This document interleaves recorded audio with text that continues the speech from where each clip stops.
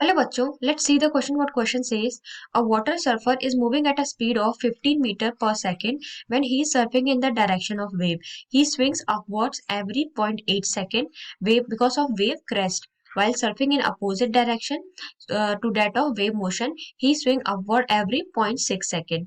Determine the wavelength of transverse component of the water wave. यानी question में हमसे बोला गया है कि एक सर्फर है जो मूव कर रहा है at a speed of 15 metre per second, और जब वो सर्फिंग कर रहा है in the direction of wave और अपवर्ड मूव कर रहा है, तो अपवर्ड स्विंग कर रहा है, तो उसका टाइम पीरियड क्या है 0.8 second because of wave crest. और जब वो दूसरे डायरेक्शन में हमारा अपवर्ड स्विंग कर रहा है तो उसका टाइम पीरियड आ रहा है 0.6 सेकेंड। तो हमें बताना है कि वेवलेंथ बताना है। So let's start the question. जैसे ये हमारा वेव है और हमारा डायरेक्शन ऑफ वेव है, और जब वो डायरेक्शन ऑफ वेव की तरफ मूव कर रहा है सेम डायरेक्शन में, तो जो उसका टाइम पीरियड आ रहा है वो कितना आ रहा है हमारा 0.8 सेकेंड। ये हमारा दो क्रेस्ट के बीच का डिफरेंस क्या होता है, हमारा वेवलेंथ होता है। और जब वो डायरेक्शन ऑफ वेव के अपोजिट मूव कर रहा है, तो उसका जो हमारा टाइम पीरियड आ रहा है वो कितना आ रहा है हमारा 0.6 सेकेंड, राइट। तो अब हम इन दोनों में क्या है, इन दोनों में हमारा जो वेवलेंथ है वो क्या है, कांस्टेंट है। तो हम इन दोनों इक्वेशन से हम वेवलेंथ फाइंड कर लेते हैं। सबसे पहले हमारा केस फर्स्ट है,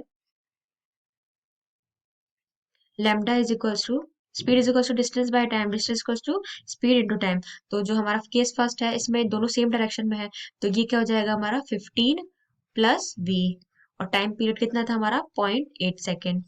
और केस टू में हमारा जो वेवलेंथ हो जाएगा वो कितना हो जाएगा, ये हमारा अपोजिट डायरेक्शन में है, तो ये हो जाएगा हमारा 15 minus V into time period कितना था हमारा 0.6 सेकेंड।